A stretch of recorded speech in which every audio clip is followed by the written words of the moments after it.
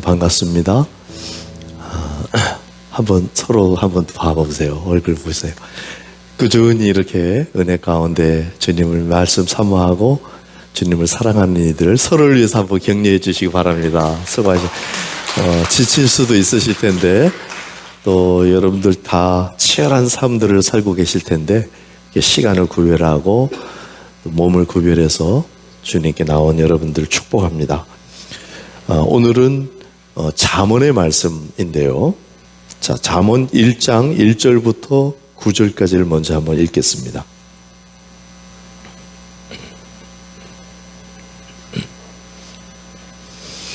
오늘 말씀의 제목은 지혜에 대한 지혜입니다. 잠언 1장 1절부터 읽겠습니다. 시작. 다윗의 아들 이스라엘 왕 솔로몬의 잠언이라. 이는 지혜와 훈계를 알게 하며 명철의 말씀을 깨닫게 하며 지혜롭게 공의롭게 정의롭게 정직하게 행할 일에 대하여 훈계를 받게 하며 어리석은 자를 슬기롭게 하며 젊은 자에게 지식과 근신함을 주기 위한 것이니 지혜 있는 자는 듣고 학식이 더할 것이요 명철한 자는 지력을 얻을 것이라. 잠언과 지혜와 비유와 지혜 있는 자의 말과 그 오묘한 말을 깨달으리라. 여호와를 경외하는 것이 지식의 근본이거늘 미련한 자는 지혜와 훈계를 멸시하느니라. 내 아들아 내 아비의 훈계를 들으며 그 어미의 법을 떠나지 말라. 이는 내 머리에 아름다운 관이요 내 목에 금사슬이니라. 아멘. 잠언은 온 가족들이 어른 아이 할 것 없이 실질적인 도움을 받을 수 있는 그런 잠언이죠. 이 잠언을 이제 오늘 통건 설교를 해드리는데 잠언은 너무나 유명하죠. 읽으면 바로 이해할 수 있는 성경 중에 어쩌면 가장 친근한 책일 것 같아요. 따로 누가 해설을 안 해줘도 그냥 읽으면 그게 누구에게나 이게 다가오는 그런 성경일 것입니다. 이 잠언을 지금 우리가 통으로 묵상하는 것은 그 날마다의 지혜도 있지만 그 이상의 지혜에 대한 문을 열어주는 그런 면이 또 이 잠언에 또 있다 하는 점도 보기 위한 거고요. 깊이 생각하지 않아도 그냥 주옥 같은 말씀들이 가득하죠. 그래서 어떻게 보면 지금 제일 편안하게 오늘 말씀을 그냥 같이 읽고 그냥 이렇게 누릴 수 있는 그런 시간일 수도 있어요. 그래서 일단은 잠언의 내용을 조금 음미해 볼 겁니다. 그렇지만 거기에 머물지 않고 잠언의 범위를 넘어서는 그 지혜 자체에 대해서도 생각을 해볼 겁니다. 그래서 제목이 지혜에 대한 지혜입니다. 그리고 잠언을 기록한 지혜자, 잠언만 아니라 또 시가서 전체를 지혜로 이렇게 볼 수 있다 했죠. 그 모든 지혜자들의 지혜와 오늘날 신약의 성도들이 갖고 있는 복음 안에 있는 이 지혜를 우리가 비교해 보면서 우리가 가진 이 복음의 기회가 얼마나 소중한 건지 그걸 좀 깨닫고 실천하는 모두가 되기를 사모하는 마음입니다. 먼저 잠언의 흐름을 이렇게 보면은요, 잠언이 그냥 좋은 말들의 나열과 모음이 아니에요. 이것도 방향이 있습니다. 일단 잠언은 누가 누구에게 쓰는 거죠? 솔로몬이긴 한데 아버지가 아들에게, 어머니가 아들에게 그런 이제 방향이에요. 그래서 아들아 이렇게 부르는 게 24번이나 나옵니다. 이 안에. 그리고 몇 장으로 구성됐죠? 대체로 다 알죠? 지금 빨리 한번 봐보세요. 31장이에요. 그러니까 한 달 분량, 하루에 하나씩만 해도 한 달 분량 이렇게, 그래서 아주 아이들에게도 적용하고 이렇게 하기가 너무 좋게 돼 있습니다.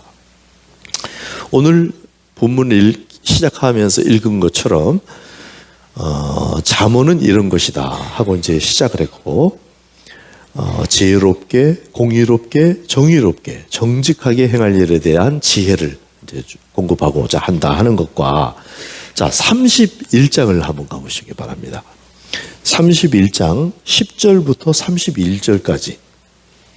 이제 모든 성경을 우리가 대할 때, 시작과 끝을 이렇게 파악하면은 전체 흐름을 파악을 할 수 있거든요. 지금 시작을 읽었으니까 끝을 한번 읽어보겠습니다. 31장 10절에서 마지막까지. 시작. 누가 현숙한 여인을 찾아 얻겠느냐? 그의 값은 진주보다 더하니라. 그런 자의 남편의 마음은 그를 믿나니 산업이 핍절하지 아니하겠으며, 그런 자는 살아있는 동안에 그의 남편에게 선을 행하고 악을 행하지 아니하느니라. 그는 양털과 삼을 구하여 부지런히 손으로 일하며 상인의 배와 같아서 먼 데서 양식을 가져오며 밤이 새기 전에 일어나서 자기 집안 사람들에게 음식을 나눠주며 여종들에게 일을 정하여 맡기며 밭을 살펴보고 사며 자기의 손을 번 것을 가지고 포도원을 일구며 힘있게 허리를 묶으며 자기의 팔을 강하게 하며 자기의 장사가 잘 되는 줄을 깨닫고 밤에 등불을 끄지 아니하며 손으로 손뭉치를 들고 손가락으로 가락을 잡으며, 그는 공고한 자에게 손을 펼며 궁핍한 자를 위하여 손을 내밀며, 자기 집 사람들은 다 홍색 옷을 입었으므로 눈이 와도 그는 자기 집 사람들을 위하여 염려하지 아니하며, 그는 자기를 위하여 아름다운 이불을 지으며 세마포와 자색 옷을 입으며, 그의 남편은 그 땅의 장로들과 함께 성문에 앉으며 사람들의 인정을 받으며, 그는 배로 옷을 지어 팔며 띠를 만들어 상인들에게 맡기며 능력과 존귀로 옷을 삼고 후일을 웃으며 입을 열어 지혜를 베풀며 그의 혀로 인애의 법을 말하며 자기의 집안일을 보살피고 게을리 얻은 양식을 먹지 아니하나니, 그의 자식들은 일어나 감사하며 그의 남편은 칭찬하기를 덕행이 있는 여자가 많으나 그들은 모든 여자보다 뛰어나다 하느니라. 고운 것도 거짓되고 아름다운 것도 헛되나 오직 여호와를 경외하는 여자는 칭찬을 받을 것이라. 그 손의 열매가 그에게 돌아갈 것이요 그 행한 일로 말미암아 성문에서 칭찬을 받으리라. 아멘. 단순히 한 여인을 칭찬하고 여러 여인들을 좌절하게 만들기 위해서 쓴 게 아니에요. 이걸 읽고 좌절하는 사람들도 있더라고요. 그런 게 아니고 그리스도의 신부로서의 성도들을 하나님께서 어느 수준까지 데려가려고 하시는지에 대한 지혜서입니다. 그래서 이 잠언을 단순히 지혜로운 명문장을 모아놓은 걸로 생각하면 안 돼요. 방향이 지금 아들로부터 시작해가지고 여인, 현숙한 여인으로까지 이게 지금 방향이 가고 있는 거예요. 미숙한 아들, 그리고 성숙한 아들을 지나서 현숙한 아내가 되어가는 이런 흐름을 갖고 있어요. 지혜로 말하자면 어리석은 자가 지혜자가 되는 거예요. 여러분은 여러분 스스로 지혜롭다고 생각하시나요? 아니면 난 좀 어리석은 게 있다 생각하나요? 어리석은 것이 있다라고 생각하는 그분 자신이 지혜로운 사람일 것 같아요. 여러분, 어리석은 여러분이라면 지혜로운 자로 나갈 수 있다 이거예요. 그걸 성경은 우리에게 주셨고, 특히 이 잠언은 그걸 쉽게 한 걸음씩 나갈 수 있도록 도와줍니다. 우리가 어리석은 피조물, 타락한 피조물에서 하나님의 자녀가 되고 지혜로운 현숙한 그리스도의 신부가 되고 하나님의 성품과 비전에 참여하는 전사가 되는 그런 아주 지혜로운 힌트들이 이 안에 다 있다 이거예요. 사모하시기 바랍니다. 그리고 한번 따라해 주세요. 종의 영성, 아들의 영성, 신부의 영성. 이것은 다 귀한 거고 한 덩어리고 종의 영성으로부터 시작을 해야 되지만 주님과의 굉장히 친밀함을 느낄 수 있는 신부의 영성으로까지 우리가 성장할 필요가 있습니다. 그 걸음도 방향도 잠언이 안내를 하고 있다. 그리고 그냥 문장을 쭉 모아놓은 게 아니고 여기에는 뜨거운 심정이 들어있어요. 그냥 메시지다 이 말이에요. 그냥 이런 것들이 좋은 거예요 하고 나열해 놓은 게 아니고 본문 안에 그 정서가 드러나는데 1장 7절 같은 데 보면은 여호와를 경외하는 것이 지식의 근본이거늘 미련한 자는 지혜와 훈계를 멸시하느니라. 이 단어 자체가 좀 뭐가 섞여 있죠. 감정이 들어있죠. 그거는 무시하는 거야. 이런 정도가 아니고 그거는 하나님을 멸시하는 거야. 이렇게 힘이 들어있어요. 23절부터 보면 나의 책망을 듣고 돌이키라. 보라 내가 나의 영을 너에게 부어주며 내 말을 너에게 보이리라. 내가 불렀으나 너희가 듣기 싫어하였고 내가 손을 펼쳤으나 돌아보는 자가 없었고 도리어 나의 모든 교훈을 멸시하며 나의 책망을 받지 아니하였은즉. 뭐가 섞여 있죠. 감정이 실려 있다고요. 이 문장들에. 여호와를 경외하기를 즐거워하지 아니하며 나의 교훈을 받지 아니하고 나의 모든 책망을 업신여겼음이니라.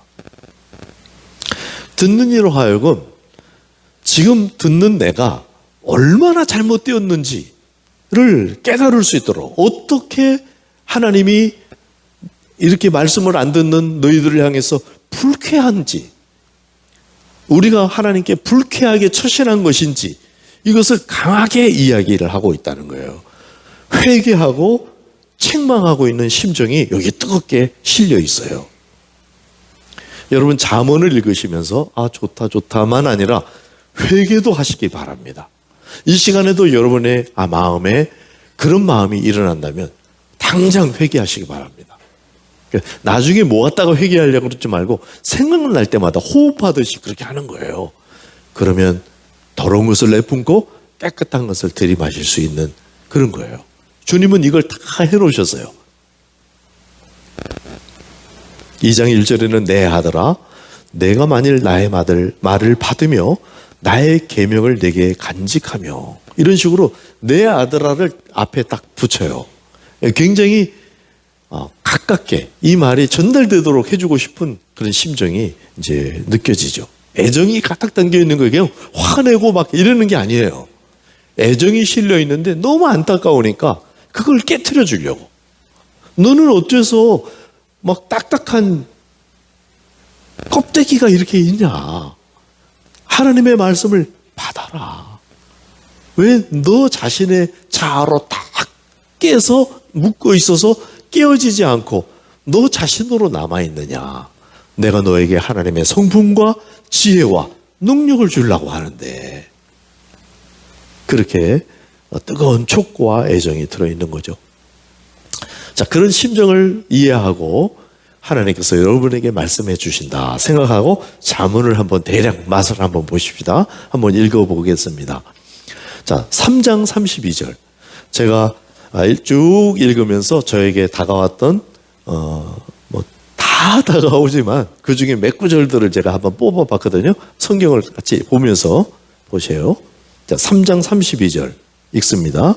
시작. 대저 패역한 자는 여호와께서 미워하시나 정직한 자에게는 그의 교통하심이 있으며. 정직, 많이 듣던 말이죠. 우리의 중심 태도를 말할 때 믿음이라는 것은 우리의 중심 태도다. 어떤 중심 태도냐면 하나님을 신뢰하게 되는 그런 게 유발되는 중심 태도고, 행동이 유발되는 중심 태도면서 또 하나님과 어떻게 하면 더 가까워지고 싶어지는 그런 중심 태도이고, 이런 이제 중심 태도인데, 이 중심 태도를 굳이 단어로 설명을 하자면 그거는 겸손과 정직이다. 하나님 앞에 투명한 상태로 있는 거.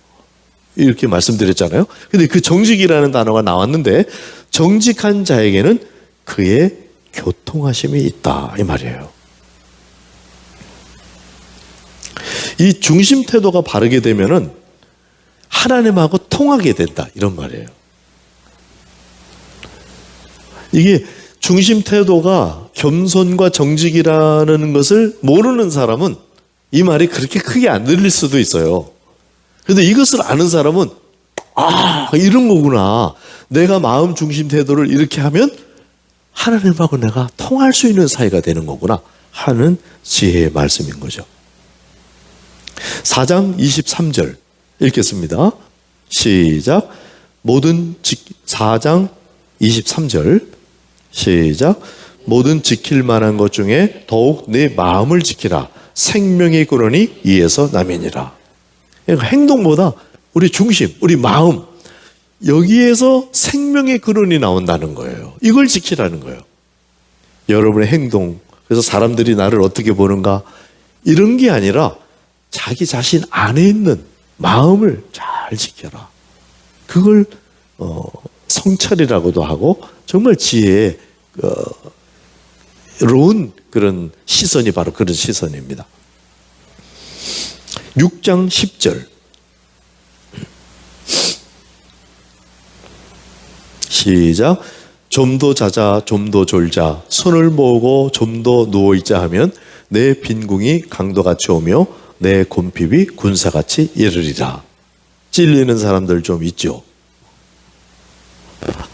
저만큼 찔리는 사람이 적을 것 같아요. 제가 어린 때부터 엄청 이 말씀이 저를 찔리더라고요. 그래서 나를 깨우고 했던 말씀인데 지금은 좀 그런 데가 없지만 운묵 아랫묵이라는 게 있었잖아요. 그래서 아랫묵에 이제 배를 깔고 만화책을 잔뜩 빌려다가 쫙 이렇게 엎드려서 읽습니다. 읽다가 이게 따뜻하고 나른해지고 만화책에 조금 흥미가 떨어지면 잠이 싹 오죠. 그러면 배를 깔고 이 상태로 이렇게 제가 잠이 들었던 기억이 나요. 근데 성경을 알고 이걸 읽는데 이렇게 그대로 돼 있는 거예요. 그냥 좀 더 자자 좀 더 졸자 여기까지는 그래도 그 다음에 손을 모으고 좀 더 와 소름. 제가 참 나를 깨웠던 말씀이고 오히려 친근하게 돼요. 그래서 이런 말씀이 있다 이거예요. 아주 생활 속에 묻어 있는, 그래서 우리를 깨워줄 수 있는 지혜 많이 읽으시기 바랍니다. 자, 9장 10절 시작. 여호와를 경외하는 것이 지혜의 근본이요 거룩한 자를 아는 것이 명철입니다. 여러분, 인생의 첫 단추, 여호와를 무서워하는 거예요. 지금 경외라는 단어 속에 첫 번째 의미가 두려워하는 거예요. 하나님이 무서운 사람, 하나님을 무서워할 줄 아는 사람, 이런 사람이 인생의 첫 단추를 제대로 끼운 사람이에요. 그래야 그 다음 단추들이 맞기 시작하고 그 나중에는 거기에는 행복과 즐거움과 풍성함과 하나님이 예비해 놓으신 좋은 것들을 다 누릴 수가 있게 되는데, 이 첫 단추가 잘못 끼워진 사람들은 태도가 불량해지고 뭔가 삐뚤어지고 이렇게 된다 이 말이에요. 정말 주옥 같은 말씀들이 계속됩니다. 11장 11절 이 말씀도 제가 참 좋아하는 말씀 중에 하나인데 11장 11절 외우기도 쉽죠. 1111 시작. 성읍은 정직한 자의 축복으로 인하여 진흥하고 악한 자의 입으로 말미암아 무너지느니라. 한 도시가 정직한 자, 하나님 앞에 마음 중심이 제대로 된 사람, 이 사람이 축복함으로 말미암아 그 도시가 살아난다. 할렐루야. 여러분들이 그 자리에 항상 서 계시기를 축복합니다. 한번 따라합니다. 항상 전체를 복되게 그 자리에 여러분이 계세요. 사람이 너무나 없어요. 그 동네에 다투고 시기하고 비판하고 판단하고 막 신령해하고 이런 데는 사람들이 우글우글합니다. 그러나 전체를 아끼면서 복되게 하는 그 자리, 그 역할을 하는 자리. 감옥에 들어가 있지만은 막 감옥에 들어와 있는 바울한테 막 밖에서 이렇습니다 저렇습니다 막 경쟁으로 전도합니다. 막 또 어떤 사람은 다른 바울을 깎아내리려고 열심히 일하고요, 어떤 사람은 또 충성스럽게 이렇게 합니다. 전해주러 온 이 사람 바울을 분명히 가까이 하고 좋아하는 사람이겠죠. 근데 바울은 이렇게 하든 저렇게 하든 전파되는 것은 그리스도니 내가 기뻐하고 기뻐하노라. 이게 뭐예요? 네가 옳다, 네가 틀리다, 이걸 분별해 주기보다 그런 게 없진 않겠죠. 그런데 이걸 다 아끼면서 전파되는 것은 그리스도니 내가 기뻐하고 기뻐하노라. 전체를 복되게 해주는 거예요. 이 역할, 감옥에 있지만 이분이 여기 있기 때문에 교회가 안정을 취하게 되는 겁니다. 만약에 바울의 이 역할이 없다면 막 싸움이죠. 그게 다툼이고. 그런데 바울이 그 역할을 해줌으로써 다른 것이 다양성으로 살아나는 그런 역할을 바울이 해주는 거예요. 정직한 자의 축복을 통해서 도시가 진흥한다. 우리 교회가 살아나려면은 여러분이 항상 전체를 복되게 하는 자리에 역할하시기를 축복합니다. 그 지혜를 받는 거예요. 성도의 축복이 얼마나 귀합니까? 자, 12장 18절. 12장 18절. 시작. 칼로 찌름같이 함부로 말하는 자가 있거니와 지혜로운 자의 혀는 양약과 같으니라. 14장 4절. 14장 4절. 소가 없으면 구이는 깨끗하려니와 소의 힘으로 얻는 것이 많으니라. 자, 이 말씀 이해가 되고 적용이 되는지 모르겠어요. 이것은 사람들을 서로 용납해야 하는 아주 실용적인 지혜를 말해주는 거예요. 당연히 소가 없으면 그 소의 밥그릇이 깨끗하겠죠. 관리하기도 좋고 청소할 일도 없고. 근데 소가 많으면 이게 구유가 많은 거예요. 더러운 게 많아져요. 일거리가 많아져요. 보통 우리 마음속에 조금 좀 조용히 지내고 싶다 이런 때가 있을 수 있어요. 주변에 할 일이 많고 시끄럽고 저 사람은 왜 또 저러나 막 이럴 수가 있어요. 사실은 그 사람이 있기 때문에 지금 이 구유가 더러운 이유, 내 마음에 지금 막 복잡해지고 하는 이유는 소들이 있기 때문이에요. 소들은 우리의 재산이고 우리 전체를 가능하게 해주는 그런 거거든요. 그것 때문에 구유가 더러운 거 당연한 것이죠. 그걸 받아들여야지. 구유를 깨끗하게 유지하려고 소를 다 쫓아버리면 어떻게 되겠어요? 그래서는 안 된다. 너무나 지혜로운 말씀이죠. 참 이게 하나님의 말씀은 참 우리를 그냥 살살 얘기하는데 탁 터치가 돼요.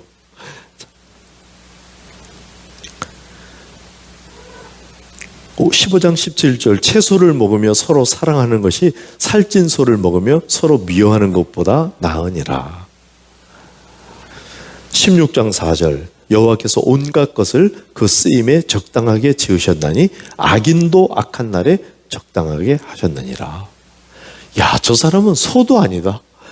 구유가 더럽혀지는 거 소 때문에 저거는 일이 아니야, 일이. 근데 여기를 보니까 악인도, 심지어는 악인도, 이게 성도인데, 우리 안에 있는 지체인데, 심지어는 악인도 악한 날에 적당하게 하셨대요. 늘 좋은 사람만 만날 수는 없다는 거죠. 하나님께서 굽게 하신 것을 인생들이 어떻게 곧게 하겠느냐. 16장 4절도 여호와께서 온갖 것을 그 쓰임에 적당하게 지으셨나니 악인도 악한 날에 적당하게 하셨느니라. 16장 9절. 사람이 마음으로 자기 길을 계획할지라도 그 걸음을 인도하시는 이는 여호와 아니라. 자, 이게 지금 제가 목록이 많습니다. 사실 오늘 이 잠언 자체를 이렇게 묵상하는 것만 해도 너무나 좋고 그럴 거예요. 그러나 사실 제가 이렇게 전체를 통건을 지금 전해드리고 그 위로 눈을 뜰 수 있도록 제가 도와드리고 싶은 마음으로 사실 이 자리에 있다 보니까 이건 너무 좋지만은 조금 넘어가도록 그렇게 할 거예요.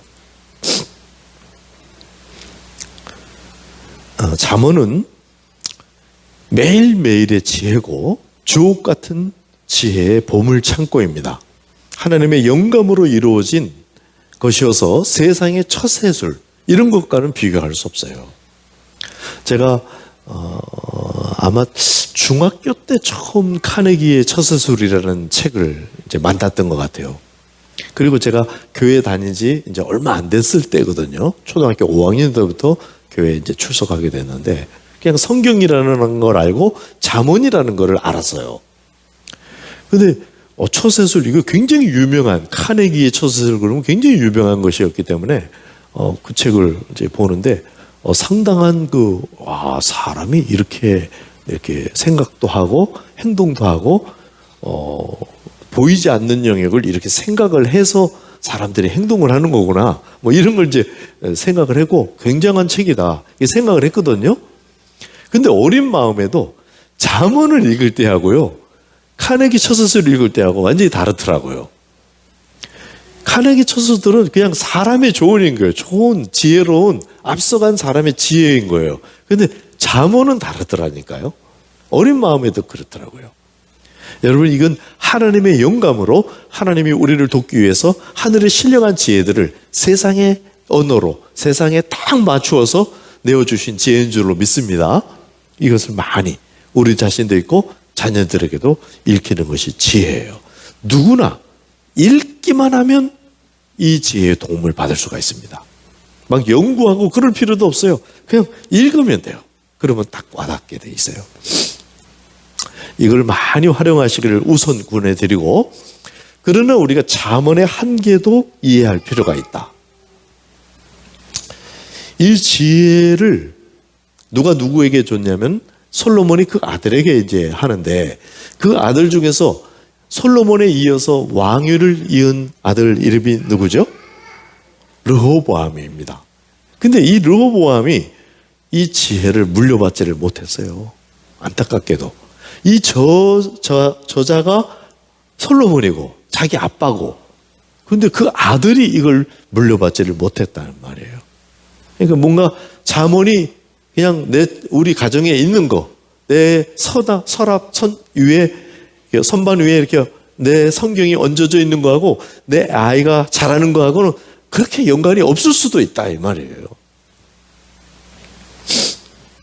르호보암은 왕위를 잇자마자 지혜롭지 못하게도 어리석은 조언을 따랐어요. 그리고 너무나 혹독한 결과를 유발했죠. 나라가 분단이 됩니다. 그 사람 때문에. 정말 지혜의 말을 듣는 것과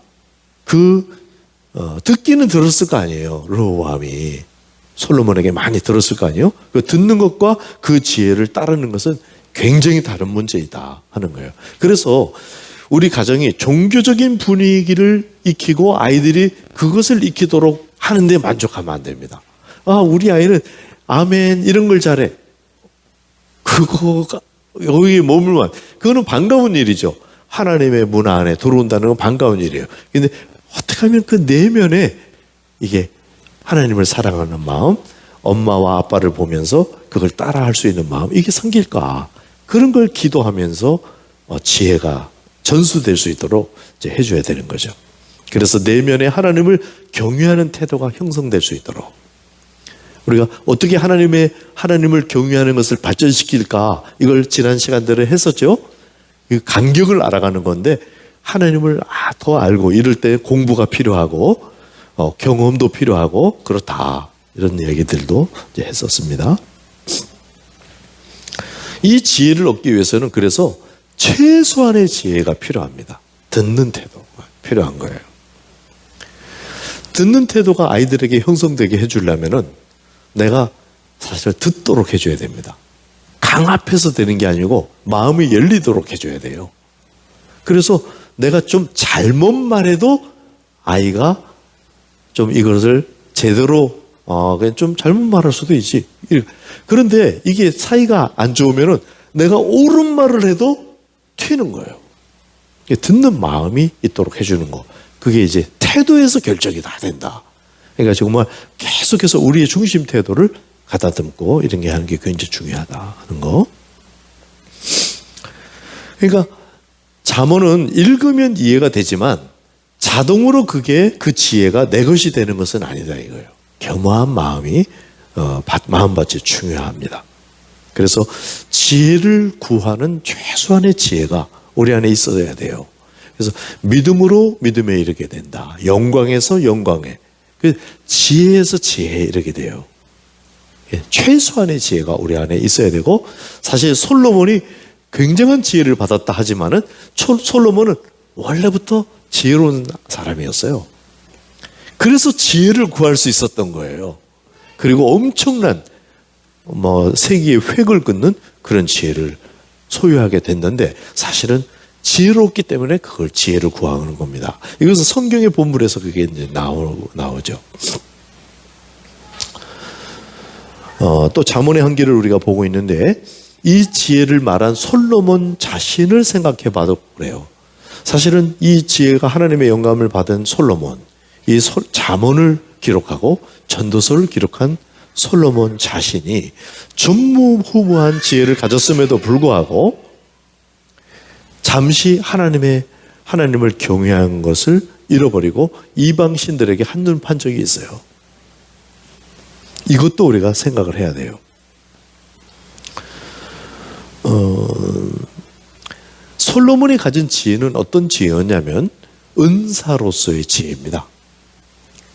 그러니까 지혜로워서 지혜를 구했고, 하나님은 그게 너무나 지금 이 시대적으로, 그리고 필요하고 솔로몬도 너무 귀한 것을 구한다 생각하고 지혜를, 전무후무한 지혜를 주셨던 거예요.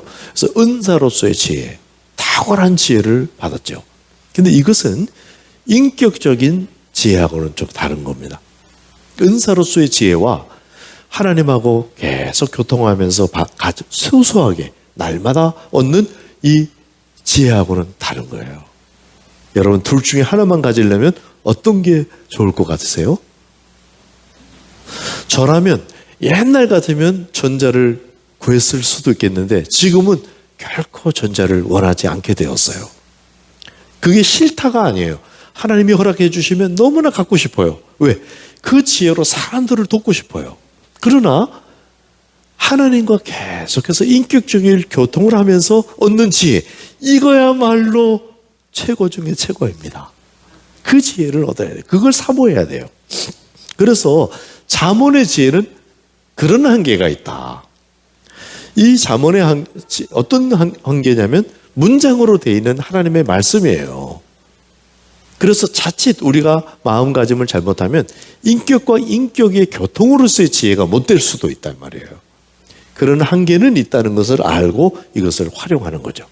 그래서 항상 살아계신 하나님과의 교통, 그 사귐, 여기에 깨어 있으면서 만약에 이것을 활용한다면 최고죠. 제일 중요한 것은 하나님과의 교통. 그런데 정직한 자에게는 교통하심이 있다. 이렇게 그것을 안내해 준 것도 사실 잠언이죠. 그래서 최종 지혜는 지혜로운 능력에 있지를 않고 지혜로운 태도에 있습니다. 그래서 그 태도가 우리 안에 형성되도록 잠언은 그렇게 활용을 하면은 최고로 좋다 하는 점도 알려드립니다. 여전히 한계가 있다 하더라도 잠언은 너무나 효용성이 있는 그런 지혜서인 거예요. 오늘날에도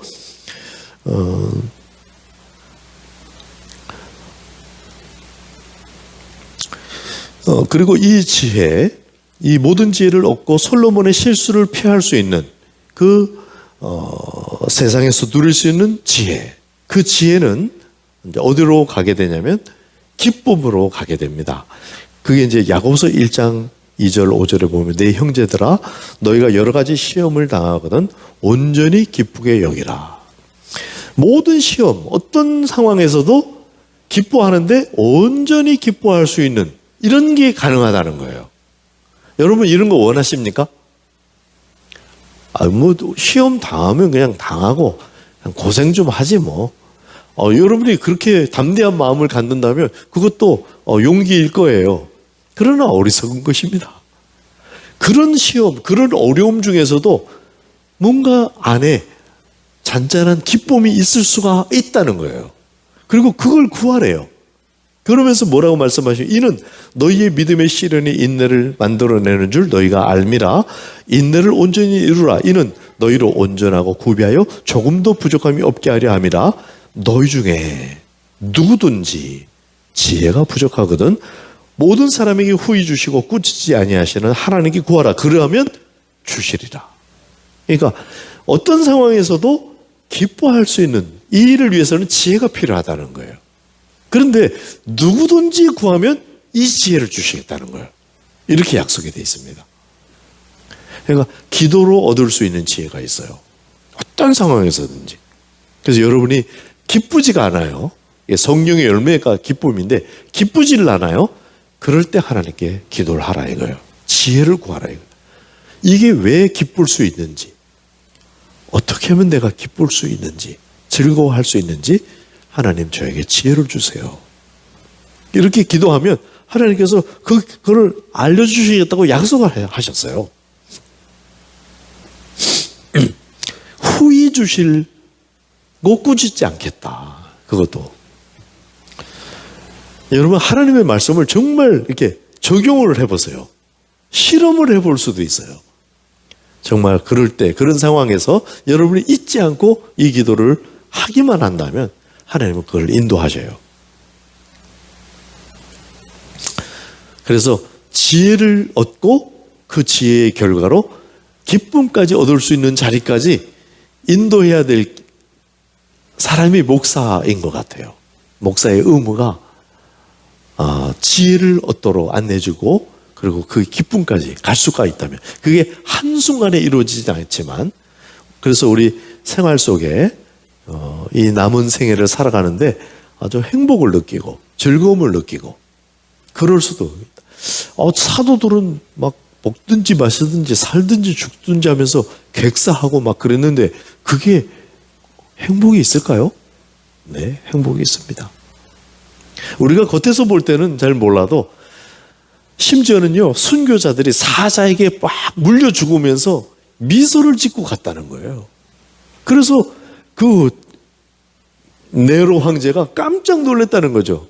그 사람은 그 잔인한 거 이런 걸 즐기면서 그래서 시신을 자기 눈으로 확인하고 싶었대요. 그 잔인한 장면을 막 물어뜯기고 팔다리가 떨어져 나가고 이런 거를 눈으로 확인하려고 갔는데 딱 보니까 사자에게 물린 그 사람이 미소를 짓고 죽어 있는 거예요. 그러니까 알 사람이 없도다.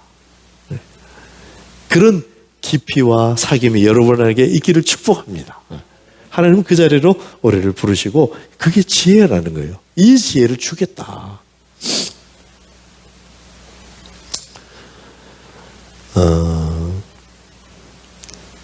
잠언은 정말 잠언이에요. 정말 우리가 이 한계를 알고 그렇다 할지라도 이 잠언은 지혜의 말씀이고 매일의 잠언이고 매 순간의 지혜고 진리인 것은 맞아요. 그런데 하나님의 지혜, 하나님이 우리에게 주시려고 하는 그 지혜는 그 언제나 이 잠언에 기록된 그 이상이라는 거예요. 이것을 여러분들이 원하고 구하면 주시겠다고 약속을 받은 것입니다. 잠언 21장 31절 잠언 스스로가 증거합니다. 지혜로도 못하고 명철로도 못하고 모략으로도 여호와를 당하지 못하느니라. 하나님을 직접 상대하는 것 이것만큼 중요한 것은 없다는 겁니다. 자, 이제 잠언을 넘어서는 지혜에 대해서 좀 생각을 해볼게요. 잠언을 소리해서 말하는 것이 결코 아니라는 걸 여러분이 확인해 주시고요.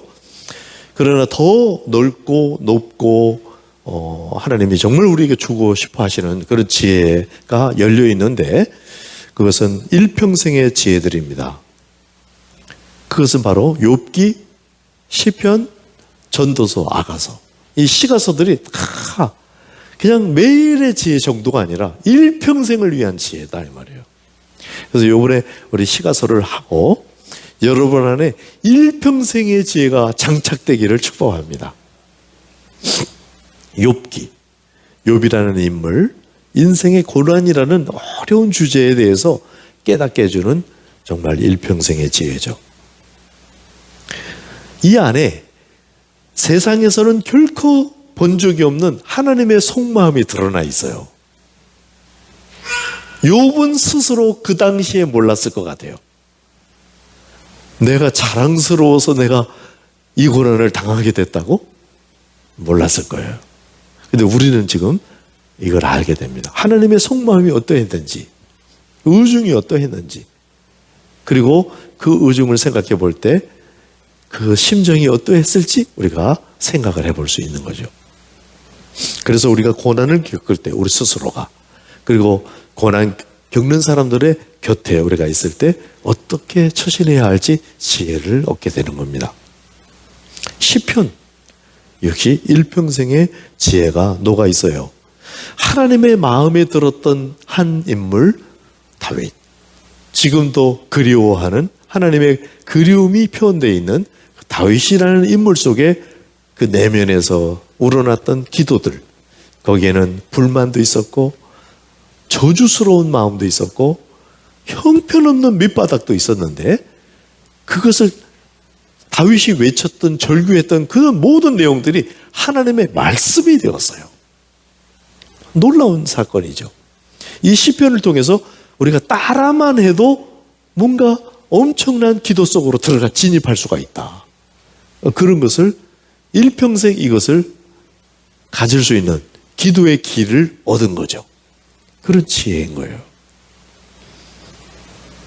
잠언, 정말 우리가 지금 알고 있고요. 너무나 알아듣기 쉽게 기초적으로 매일매일 적용해 볼 수 있는 지혜죠. 또 전도서도 일평생의 지혜입니다. 이 전도서는 오늘 저녁에 다루게 되겠네요. 모레 아침에는 이제 아가서를 하고. 인류 역사상 최대의 지혜를 가졌던 인물이 인생 전체, 우주 전체 이런 걸 막 통틀어서 하면서 지혜를 선언하는 거예요. 그게 전도서예요. 그리고 그냥 일평생 살아갈 지혜와 함께 행복을 누리려고 해주는 그런 안내가 있어요. 기대하시기 바랍니다. 오늘 저녁도. 아가서, 솔로몬이라는 인물, 남녀라는 애정이라는 그 속 깊은 이야기가 이 안에 있는데, 사실은 이것이 본질적으로 무엇을 이야기하는지, 그게 하나님과 우리 사이를 얘기한다는 깜짝 놀랄 소식과 그것을 어떻게 소화해내야 되는지 지혜가 있어요. 세상이 결코 상상조차 할 수 없는 이미지로 하나님과 우리 사이를 노래하고 있는 시 중의 시, 노래 중의 노래, 지혜 중의 지혜, 야가서입니다. 이 모든 것들이 거의 시적인 형태로 되어 있어요. 잠언도 사실 운율이 있고요. 그러니까 형언할 수 없는 어떤 것들을 표현하고자 할 때 시가 나오거든요. 말로 다 담기지 않는 것을 어떻게든지 담아보려고 함축하고 상상력을 동원하고 막 이렇게 갖고 감성을 동원하고 해서 시가 나오는 건데, 그런 게 우리 시가서 안에 들어있다. 그래서 우리가 지금 잠언을 통해서 직접적으로 도움을 받을 수 있는 이 지혜를 넘는 그 지혜가 가득하다. 그런 기대를 가지고, 내가 하나님이 나에게 허락해 주시려는 지혜를 얼마나 조금만 사용했는가, 내가 얼마나 어리석었는가, 이런 것도 깨어나자 하는 거예요.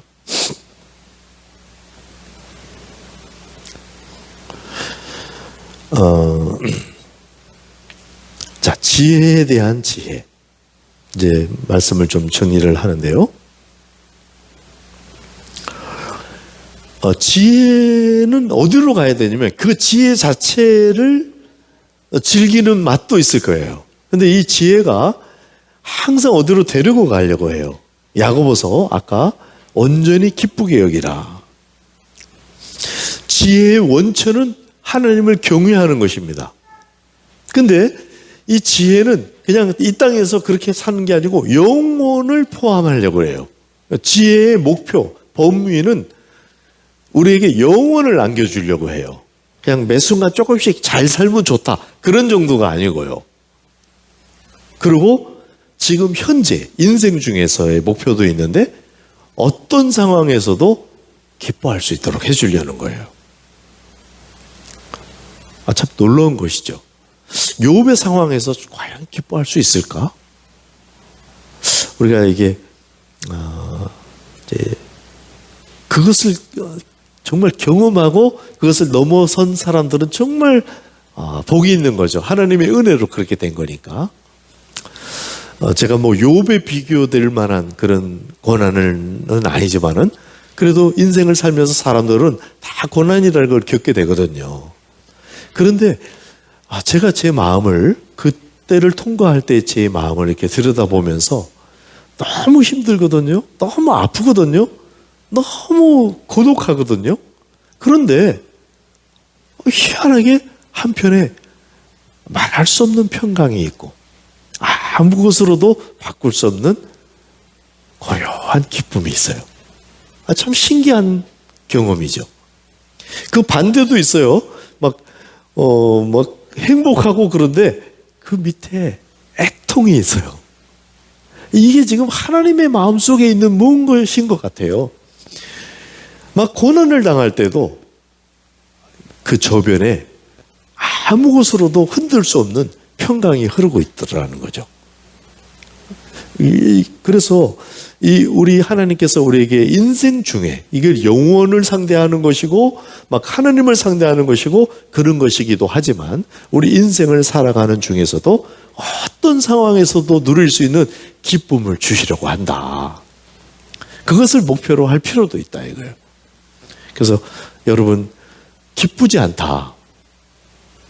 지혜를 구하시기 바랍니다. 이게 왜 기쁠 수 있는지 알게 되는 순간 혹시 모르더라도 하나님이 감성적으로 만져줘서 기쁠 수도 있어요. 여러분 사모하십니까? 여러분 표정을 보니까 아직 그 단계에 이르지는 못한 것 같아요. 그러나 간절히 사모하는 것이 느껴지긴 합니다. 지금 멍 때리고 있으면 안 됩니다. 내가 지금 지혜를 구해야 할 때구나. 데살로니가 전서 5장 16절 너무나 유명하지요. 항상 기뻐하라. 항상 기뻐하라. 명령형으로 돼 있어요. 성경의 명령형은 사실은 항상 약속입니다.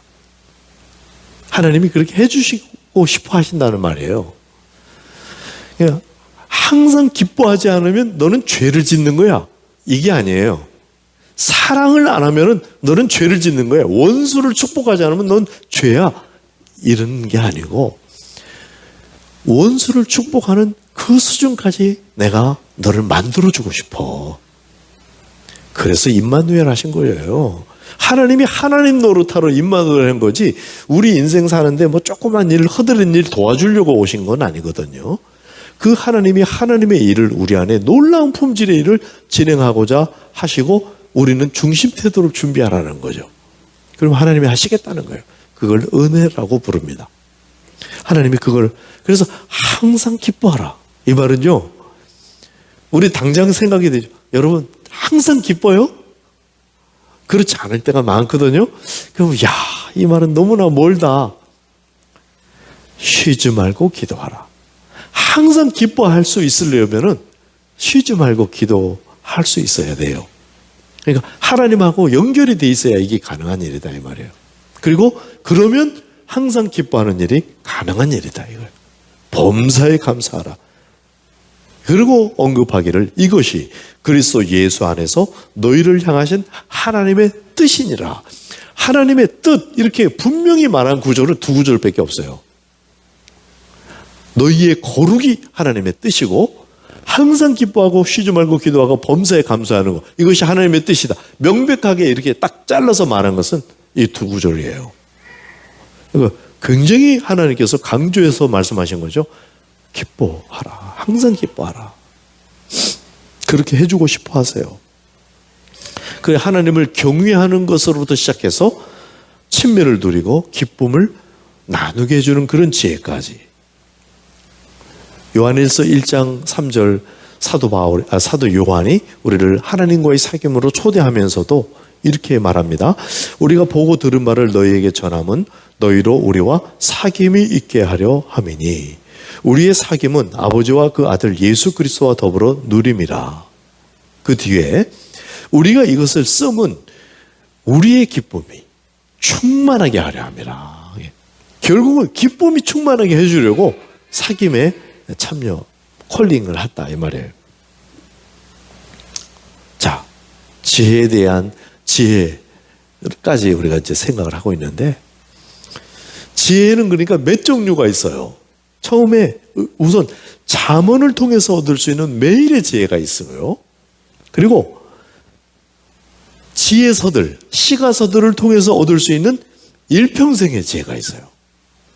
그런가 하면 누구든지 기도하면 얻을 수 있는, 온전히 기뻐할 수 있는 지혜, 매사를 위한 지혜가 있어요. 어떤 사건을 만날 때마다 여러분이 기도해서 지혜를 구할 수가 있고, 하나님은 그걸 주시겠다고 야고보서에 약속을 해놨어요. 매사를 위한 지혜가 있다. 여러분 이걸 꼭 믿으시기 바랍니다. 전도서, 잠언 이런 것들은 이게 지혜가 있긴 하지만 내가 만난 요 상황하고는 조금 안 맞아. 그런 건 없다 이 말이에요. 어떤 매사에서도 하나님께 지혜를 구하면 거기에 맞는 지혜를 주시겠다고 약속을 하셨어요. 저는 이것을 굉장히 자주 체험합니다. 특히 설교자로서 말씀을 준비해서 매번 이렇게 말씀을 전해야 되고, 여러분에게도 제가 조금 죄송하긴 하지만은 이 집회만을 위해서 말씀을 준비한 오랜 시간을 가질 수는 없었어요. 항상 기도하고 생각하고 이렇게 준비는 해왔지만은, 그런데 제가 막히고 이걸 어떻게 해야 될까? 이 많은 분량을 어떻게 압축해야 될까? 이 압축하면서도 가능하면 쉽게 전달이 됐으면 좋겠는데 내 언어는 모자라고 어떻게 해야 합니까? 제가 기도할 때마다 하나님께서는 그만큼의 지혜를 주셨던 것 같아요. 그래서 제가 이 자리에 서 있을 수 있는 것입니다. 여러분 날마다 매사에 그 지혜를 체험하게 되시기를 축복합니다. 또 기도로 얻을 수 있는 탁월한 지혜가 있어요. 탁월한 지혜. 이거는 솔로몬이 받았던 지혜죠. 이것은 뭐 쉽게 아무나 막 탁탁 받고 그런 건 아닌 것 같아요. 그러나 그 정도의 큰 은사까지는 아니더라도 어느 정도 우리가 또 이것도 주님 내가 도움이 꼭 필요합니다. 은사적인 도움이 꼭 필요합니다. 그래서 구하면 이것도 하나님께서 허락해 주실 수가 있죠. 은사적인 지혜. 그러니까 이거는요, 은사로 지혜를 받으면 탁월합니다. 그러니까 이 은사를 날 때부터 선천적으로 받는 사람들도 있죠. 머리가 뛰어나다든지 아니면 머리는 조금 뛰어나지 않더라도 뭔가 이렇게 이해하는 능력이 탁월하다든지 뭐 이런 선천적으로 주어지는 지혜가 있을 수 있어요. 그러나 이 지혜는 조심해야 되는 것은 인격적인 그런 지혜가 아니라서 잘못 사용할 수도 있다는 거예요. 잘못 사용하면 크게 잘못될 수도 있다는 거예요. 이런 지혜가 있다 하는 것도 알고, 그런데 하나님께서 은사를 주시는 이유는 뭐냐면 항상 우리를 도와주기 위해서 주시는 거예요. 그리고 이게 선물로 주어져서 다른 사람을 돕도록 주어지는 거예요. 제가 공부를 할 때, 신학 공부를 할 때 저희 반에 서울대를 졸업한 사람이 12명이나 있더라고요. 저 깜짝 놀랐어요. 근데 제가 이 사람들을 보니까 저는 막 간신히 공부해가지고 뭐 B+ 이렇게 맞으면 만족하고 이랬거든요. 이제 헬라어 히브리어 공부할 때인데, 그런데 이 친구들은 맨날 족구하고 놀고, 그건 다 A+였어요. 서울대 출신들. 저 머리가 좋긴 좋구나. 그러면서 제가 저보다 나이가 어린 우리 서울대 나온 후배들에게는, 이제 동기지만은 동생들에게는 제가 꼭 그 말을 했어요. 너 그거 머리 좋은 거 진짜 봉사하라고 준 거다. 진짜 그 좀 맞는 것 같아요. 그래서 이 머리 좋은 사람은 특히 교만할 수가 있거든요. 자기는 조금만 해도 뭐가 되니까. 한 번은 과학기술 선교회라는 팀에 제가 매년 태국에 있을 때 나와서 이제 집회를 갖고 이렇게 했었는데, 다 박사들이에요. 교수고. 그런 분들이 이제 로마서를 쭉 이렇게 읽고 이렇게 나누는 시간을 가졌어요. 한 사람 나누는데 어떤 분이 그러더라고. 내가 교만하지 않도록, 겸손할 수 있도록 기도해 주세요.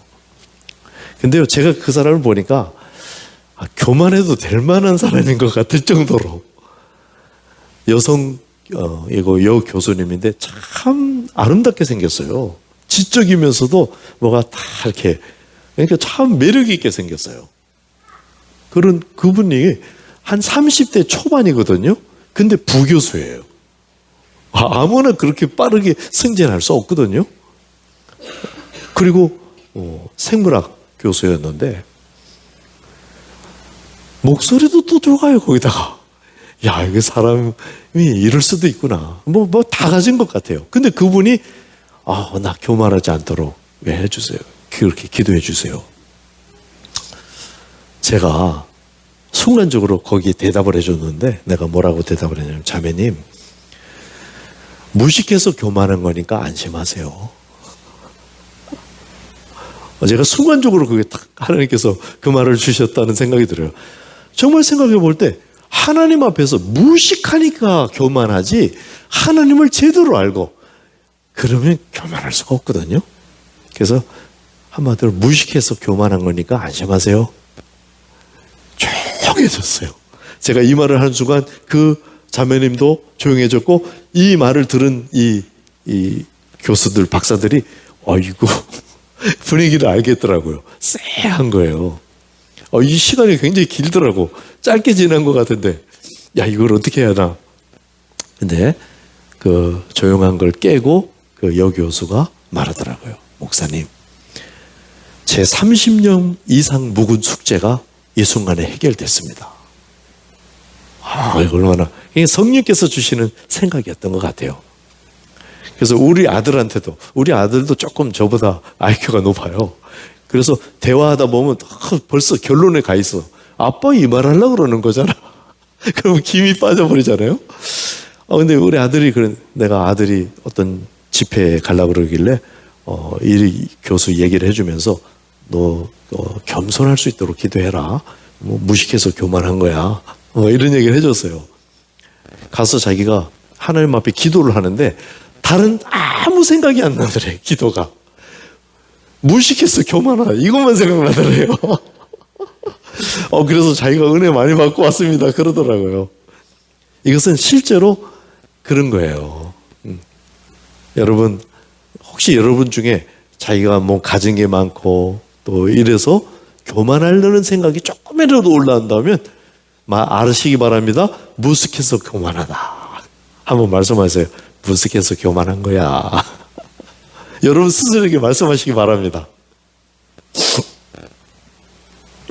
지혜는 이런 은사적인 지혜가 있고, 이거는 굉장히 유용한데도 불구하고 방향이 잘못되면 잘못될 수도 있다. 솔로몬이 그 큰 사례예요. 그래서 정말 중요한 기도, 정말 중요한 지혜, 그 지혜는 하나님과의 사귐을 통해서 얻을 수 있는 실제적인 지혜입니다. 하나님께 머물러 있으면서 구해서 그분이 이 상황에서 이렇게 허락해 주시는 지혜, 이런 지혜는 쌓여요. 누적이 되면서 나의 인격이 됩니다. 그래서 체화가 돼요. 그래서 온전히 내게 되더라고요. 여러분, 이 지혜, 다른 지혜도 다 좋은 것이니까 이걸 다 챙기세요. 그러나 이 지혜만큼은 꼭 여러분이 챙겨서 계속해서 지혜로워지고 성숙해지기를 주의 이름으로 축복합니다. 네.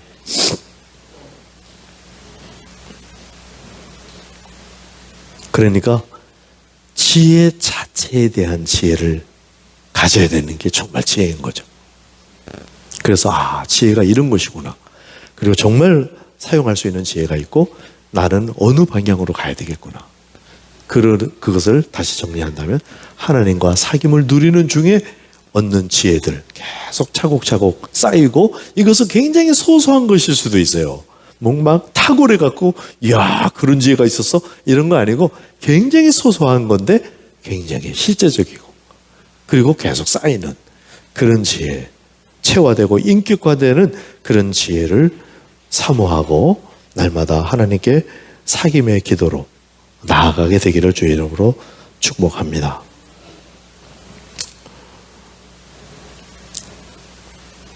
네, 우리 좀 기도하기를 원합니다.